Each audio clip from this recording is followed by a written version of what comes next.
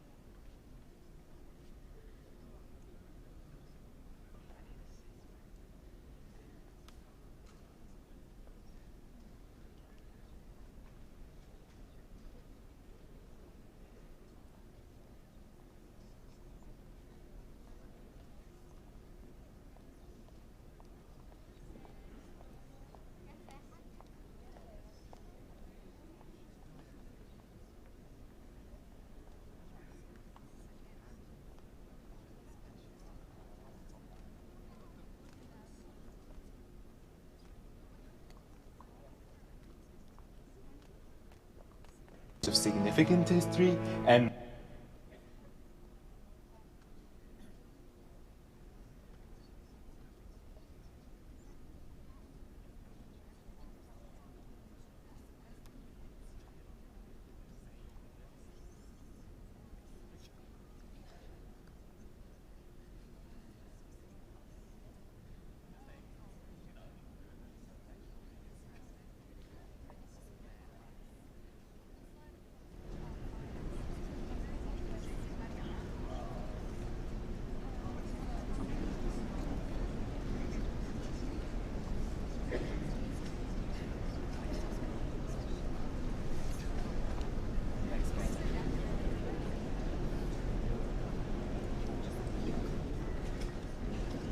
You have 1 minute left in your setup period.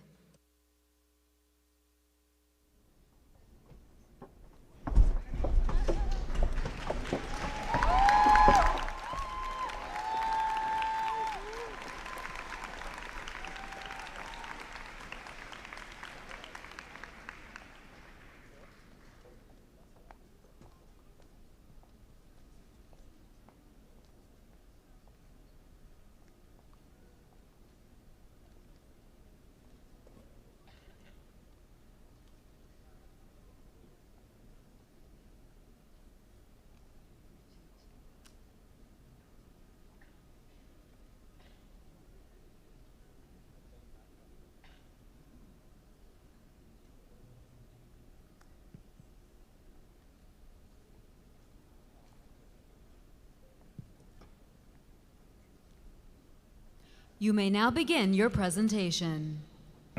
Egypt, a nation that rose to power for more than 7,000 years, a land of significant history and magnificent civilization.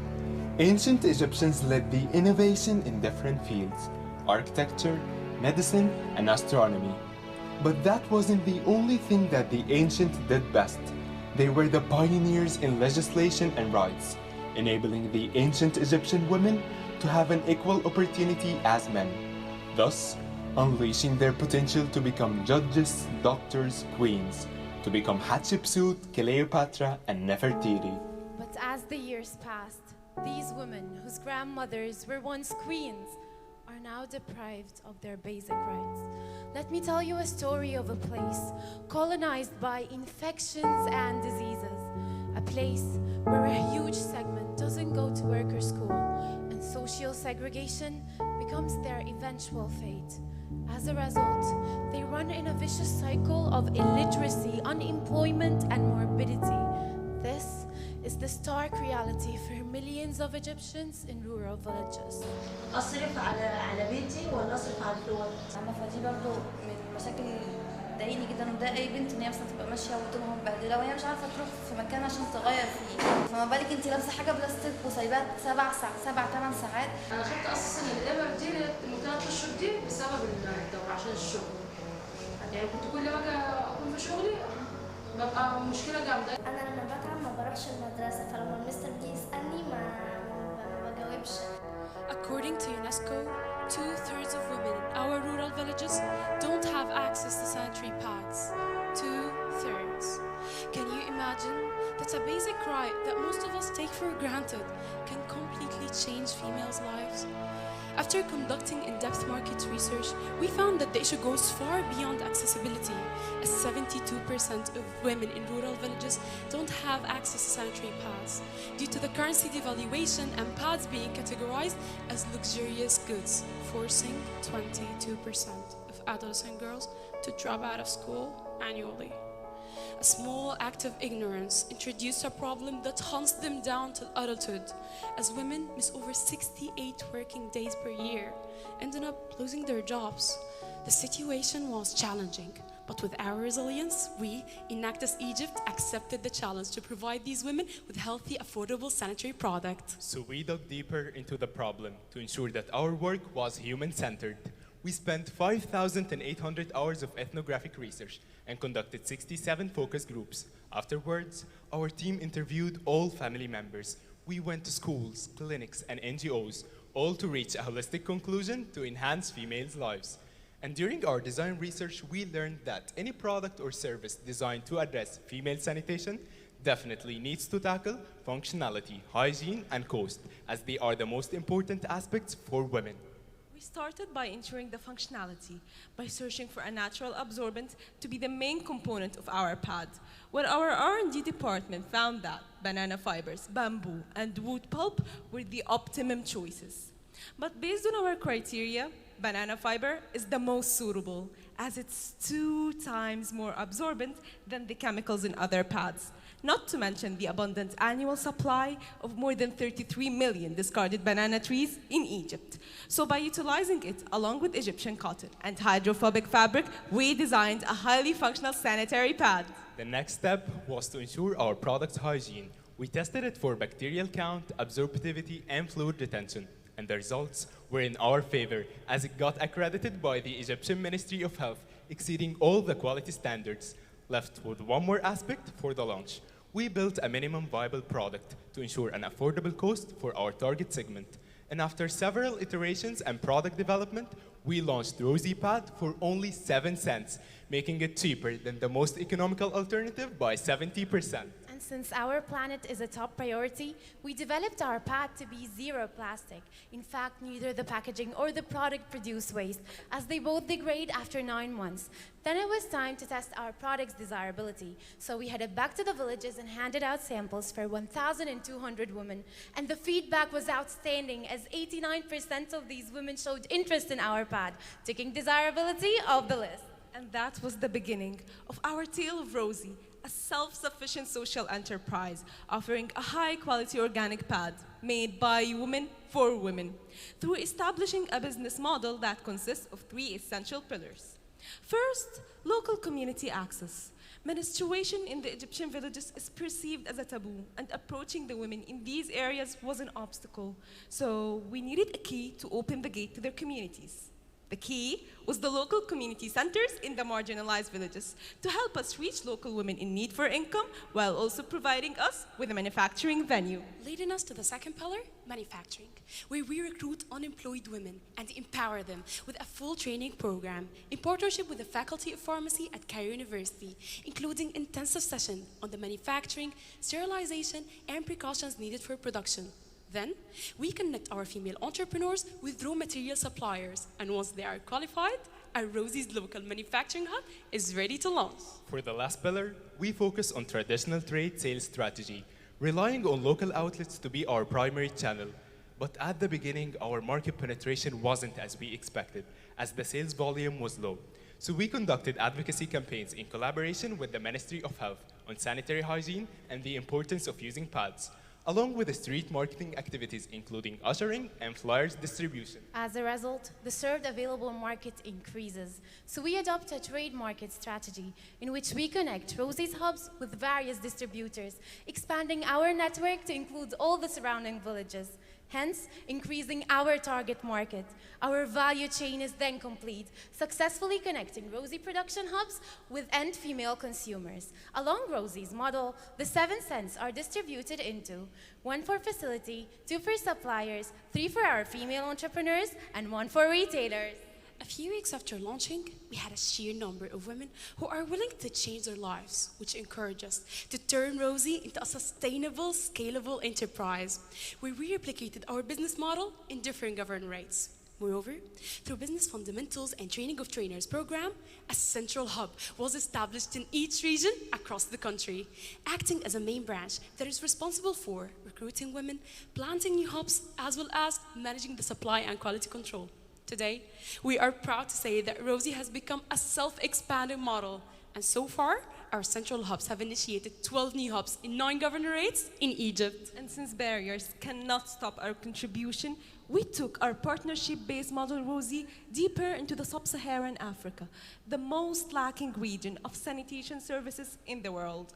Seizing the opportunity of available cheap raw materials, we established a central hub in Sudan and Uganda through developing an online handbook that consists of comprehensive tutorials to hand over the know-how of production and sterilization of Rosie pad, as well as marketing and sales strategies, making Rosie widely growing independently in various communities. Our success is reflected in several villages, as more than 50% of the women are currently using Rosie pads in some of them. And in only 6 months, Rosie has achieved outstanding results in Egypt, Sudan, and Uganda. We created job opportunities for 105 female entrepreneurs, produced more than 110,000 Rosie pads, covering more than 30% of rural villages in Egypt to solve the accessibility problem, securing a monthly income for our women equivalent to $77, doubling the average salaries in rural villages. It didn't stop there. Unilever, one of the largest consumer goods companies, approached us to expand the distribution of Rosie nationwide. And by the end of this year, Rosie's model would have generated a total revenue of $52,000 for all our beneficiaries. And after conducting our post-survey, we're glad that our pad consumers became able to work 5 more working days per month, leading them to earn a total extra income of $720,000. We also tackled the root cause and made sure that Rosie will impact the upcoming generations by creating the first curriculum on health education in Egypt to be delivered to the adolescent girls in schools. By partnering with the Ministry of Education, our curriculum will be included in the official preparatory schools all across Egypt, reaching 6,000 schools and impacting more than 2,400,000 adolescent girls annually. This is not the end of our story, as Rosie is now a national sensation supported by the Egyptian government and media. With an annual 33% sales growth rate, Rosie will have more than 65 production hubs, with the channels covering all across Egypt by 2025. Empowering more than 570 female entrepreneurs with job opportunities, generating revenues by $1,020,000. And for outside Egypt, we will empower 20 production hubs in 5 more African countries. To sum up, this year, armed with entrepreneurial leadership, we believe we can take business to a cause, driven by innovation to solve the issues of our societies, tackling 12 UN SDGs, impacting 60,000 directly and 550,000 indirectly. We believe that people could give rise to their communities, so we empowered 105 female entrepreneurs with job opportunities through 15 Rosie's manufacturing hubs in Egypt, Sudan, and Uganda, with a monthly income of $77, making it a self-sufficient social enterprise. We believe we can drive our innovation towards the planet, so we produced over 110,000 healthy, organic, eco-friendly pads, utilizing banana fibers and upcycling more than 17,000 banana trees. We believe we can create a sustainable impact through our project, so we covered 30% of the rural villages in Egypt with our distribution channels, secured an extra income of $720,000 for our Rosie pad consumers, and raised the awareness of 264,000 women on menstrual hygiene, as well as providing 2,400,000 adolescent girls in 6,000 schools with a health education curriculum. This is what matters. The impact of our projects. How will it change people's lives? Because for us, an idea only deserves to exist if it does make a difference. We spend a lot of time on few great ideas until every idea we come across enhances the lives it touches. We are incredibly proud of sharing Rosie today with you. It's a great example of what Enactus does best. This was just one out of 3 tales of empowerment we dedicated our lives to this year. Innovation, passion, and persistence are more than just words to us. They are the values we live by.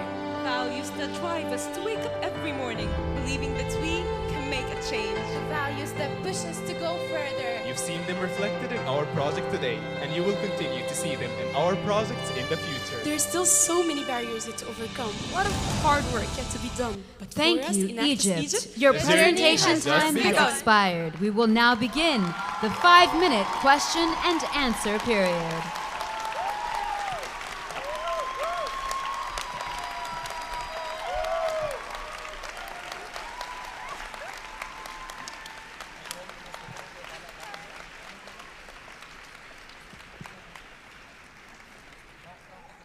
Absolutely, wow. So congratulations with this performance. I have 3 questions. The first one, what do you think is the brand positioning of your brand, Rosie? The second one is, where is the biggest capacity constraint in your total supply chain? And then the third one, if you think about the capabilities for your business, which is the one where you think you have the biggest gap versus just becoming market leader in this market in Egypt? Sorry, but can you repeat the first question? The brand positioning for the brand Rosie. Okay, so we do have a spectacular brand positioning for our product, because when we had a need assessment in those villages, we found that these women use towels and rags. And then when we did further need assessment in all the villages that we went to, we found that there was the usual brands that we use. They were very expensive for them, they weren't affordable. So they didn't have accessibility, they didn't have the affordability too. So when we introduced our product that is produced in the central hubs there, it's very affordable, it's very accessible. The women there are more than glad to use it, because as well as it's 100% organic, it's zero plastic, it's very safe for them, it provides them with more working days. So speaking of our brand positioning, I think it's doing pretty well there. Thank you, I hope it satisfies And can you request. repeat the second question, please? The second question is the capacity constraint in the total supply chain. Where will you have the biggest issue if you scale it up?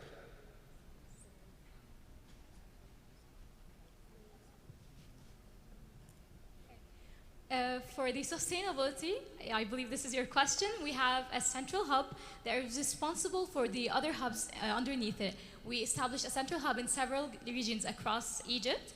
And the central hub, we have empowered it with TOT and business fundamentals, including sales and marketing strategies. And then so the central hub is able to empower women on its own and implement hubs totally on its own without any help from us. The central hub will also control the sales, will give the raw materials distribution for the other hubs. It will also assign an internal audit in each of the other hubs to make sure of the quality control and to ensure the sales and day-to-day procedures. I hope this satisfies your question. The third, can you repeat? I'm so sorry. I just forgot that. No worries. If you think about what is the biggest capability, whether it is in marketing capability or whether it is in supply chain capability, to get it towards the market leader in Egypt. Thank you for the question. Actually, about marketing leader or our marketing plan, our project Rosie go through 3 years a quarter. First quarter, we just developed our product to be up in an affordable price for our target segment, to make sure that our product is product market fit. Then we established our first central hub, but our sales volume in this quarter was low, as we only sold 5,000 baht.